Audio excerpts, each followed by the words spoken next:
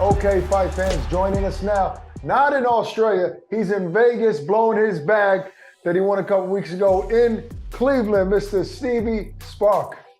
Thank you for having me on, boys. And welcome to the show. So much to get into. I don't know why you're not back home yet, but let's get into the fight first. You face Montana Love in Cleveland, in his hometown. Now, I know a lot of people are saying, congrats on a win, Stevie. But be honest with us. I mean, does it not feel that good to really get that congratulations because you didn't get a chance to finish the fight the way you wanted to? Yeah, 100%.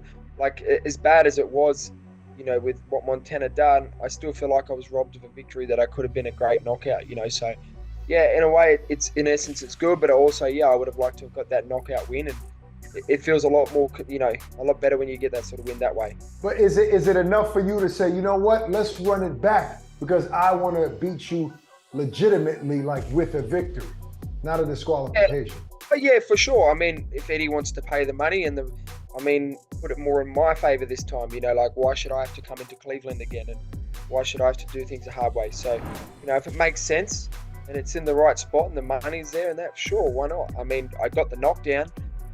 I felt like the seesaw of the fight was going towards my way. I mean, I've never been scared to fight anyone before. I'm definitely not scared to fight Montana again, that's for sure. But, I mean, I look at it now, I do have the win on the record, and there's some big fights out there. Eddie already spoke to me about some massive fights that are out there for me now. Sounds like you don't really want to do this rematch. That's what it sounds like to me. Come on, let us in. Let us in on your heart. What do you really want? Would you rather just leave him behind? Well, considering after everything he'd done and how I was treated in the fight, I mean, thrown out of the ring and that, and the complaints after, like, why would I feel like I need to? I feel like I've got bigger things out there.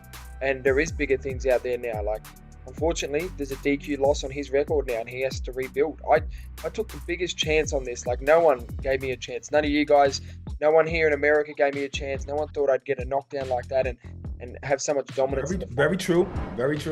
So with everything stacked against me and do it the way I did it. And I come into his backyard, like it was enemy territory. I was getting sworn at on the way to the ring, screamed at, people in my face. Like, for someone of my age and experience to be able to deal with that and do what I did is phenomenal. So I should be paid my dues for what I've done. They was throwing stuff into the ring because I think me and Ak got hit with I don't know if that was a beer or... Yeah, so, like I deal with a lot of experience and stuff in that fight, and I feel like I'm going to come up another level now. Like that that fight grew me, and I'm going to be a whole other beast on this next time around. Yeah, I mean, you say that there's bigger things out there. Has there been any opportunities presented to you since then? I mean, it's been, a week and a half or so. What are the conversations like with Eddie, Matchroom, and any possible other fights? Yeah, look, they're really excited for the future. We have had some names. I talked about some names that I want, and so is Eddie. Like I said, what are those names? Well, we can't say just yet. I mean, you can say who you want. You can't. You don't have to tell me that the fights are signed. To be honest, anyone that's in the top 15 would be great for me. I like Robbie Davies. I want to go to England and beat Robbie Davies. I think that's a big fight. I don't mind going to the backyard. I think he's number 13 with the WBA. So for him and me for the WBA title would put either of us in the top 3 in the world there. Well, I see you doing your homework. All right, but you said that you felt like you was winning the fight, you were taking the fight over, and plus you got that knockdown. But you seen the scorecards afterwards. If they would have had to go into the scorecards, if the ref would have said, you know what, we're going to go to scorecards because of the eye, what do you feel? Do you feel like it was a little home cooking, or you feel like, okay, you just started to take over the fight? No, I feel like I knocked it down, and I could just feel like his energy shifting. Like he was trying to get ways out of things. Like he could feel me coming on stronger. Like I was only just starting to feel better and better. Like I'm a long distance fighter. Like I've never been a short round fighter. I love the long rounds, even though I get the knockouts. But I only just started to find my rhythm, and I could just feel his energy shifting, his facial expressions. Like I think he realized at that point, like I'm not just here for it, his hometown coming like just for an easy win. Like he knew he was in for a hard fight. And as soon as things got a bit messy, he threw me out the ring. You think he pushed you out on purpose? Hey? You think he pushed you out on purpose? 100%. Watch the video. Yeah, he threw me out of that ring. And you can see him when he does it. He's got his elbow on my neck, and then he pushes me down at the end. Like that. Right. That's not an accident. If he didn't push me, if he didn't push me, I wouldn't have fallen out of the ring at all. Of course, I mean, the fight was getting a little rough at the time, and according to him, you know, you had some, you know, dirty tactics that you were using. I'm not saying it was intentional. That was his saying, and he got a little frustrated. But according to him, he didn't mean to push you. He just wanted to get you off of him.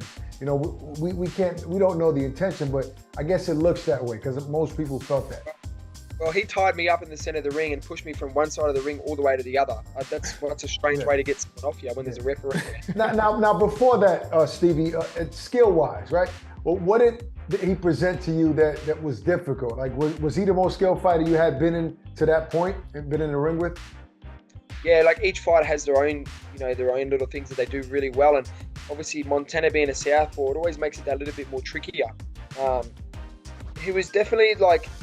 He was probably the most sharpest person I've been in the ring, like sharp-wise. Like he's very accurate with his shots and that. But it was nothing I wasn't ready for. Like I trained so hard for this fight, man. I put so many weeks of work into it. And I sparred Shaq Foster, who's very similar. I don't know if you boys know Shaq Foster. Yeah. Featherweight, fighting for the world title next year. Like he's a sharp boy, and we sparred him in Houston, Texas.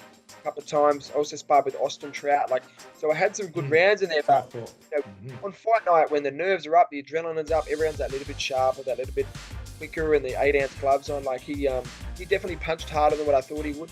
Okay. Decent power. So yeah, it was a good test, but it was never like I'm like, oh wow, like I know you weren't overwhelmed. You weren't overwhelmed. Not at all. Like I rose to the occasion, just like I told everyone I would. Were you a little worried when he had that cut and he went to the doctors and he said he couldn't see? Were you a little worried that they was going to go to the scorecards and you might lose?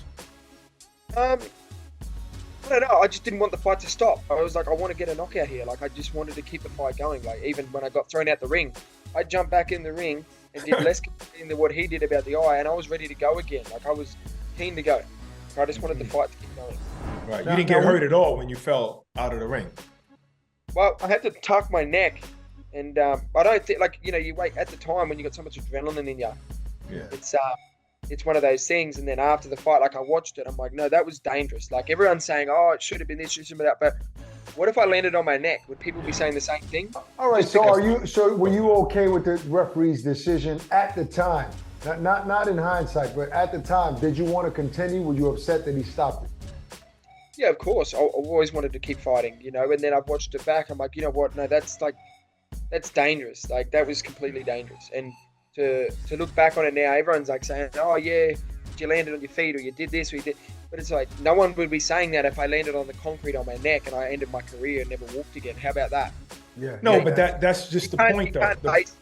You can't base fouls off of how badly injured someone got. You don't go, oh well, they only got this injured, so we were only fouling this much. No, you have to base fouls off of that, because sometimes when it's an intentional headbutt and the fighter can continue, then they're going to continue, you know. But in your case, the foul was so egregious that the referee had every right to stop it. We was just hoping, just like you, that because you was okay, hey, let this continue. You know, everybody paid to see the fight, let it continue. That's all.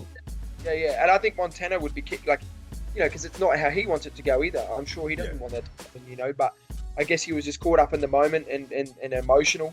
Right. But you know, you have to be a professional at all times. That's why we're called professional boxers, because you have to keep you cool. You have to be a professional the whole way through. Yeah. Now, we all know that DAZN is available in Australia now. I mean, it's promoted heavily. Has there been any communication with people back home about watching you and your fight? Like any reaction? What type of energy your natives are giving you? Yeah, it was unreal. Like the amount of support I got back in Australia was absolutely huge. Like it's good to see, you know, like I'm a big name back in Australia now, but being a part of DAZN and that, it's just only going to grow more, you know, because look at all the huge names that are on. You know, you got Floyd Mayweather with DAZN now, Canelo, AJ, like the biggest fighters in the whole world are fighting on there now, and I'm just privileged to be a part of it and on the platform, and I just want to help grow it as well down in Australia. You know, people are still shifting towards that. You know, in Australia, it's weird. Like we pay $60 pay-per-views for these, you know, not so good events. Right. In Australia, people are just starting to shift to that subscription model now, which is a hell of a lot better idea. And I think, you know, hopefully I can lead the way in that as well, and grow that in Australia as well, and be a superstar, not just in Australia, but all over. So what you expecting when you go back home? What kind of welcoming? You think people are going to be at the airport? I haven't told anyone I'm coming home yet, so probably not. You ain't going home, it looks like. No, I'm so excited to get home. Like, I fly home tomorrow, and I got a 14-month-old baby, so. Ooh, yeah. Well, they know now that you're coming home tomorrow, so give them the time so you can have some love at the airport. But don't spend all your money on a blackjack table in Vegas, man. Keep some of that. Don't gamble. Look, there's a big fight coming up in your division. Regis Prograis versus Jose Cepeda. I mean, how does that fight play out? They're both skilled. They're both southpaws. Talk about it. Yeah, well, I actually got to train alongside Regis when we were in Houston at our Main Street boxing gym. You know, we weren't able to get some rounds together, obviously, because Cepeda is a southpaw, but mate, he's looking very strong.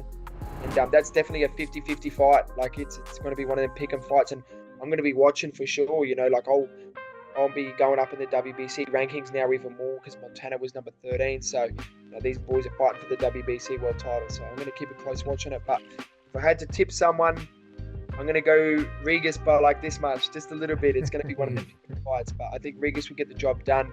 Just been a bit more tested in there, like, you know, with Josh Taylor and all those boys. So I think he'll get the win out there. If Regis does win this fight, and there's an opportunity somehow for him to go to Australia and fight you right away, no fights in between, would you jump at that opportunity?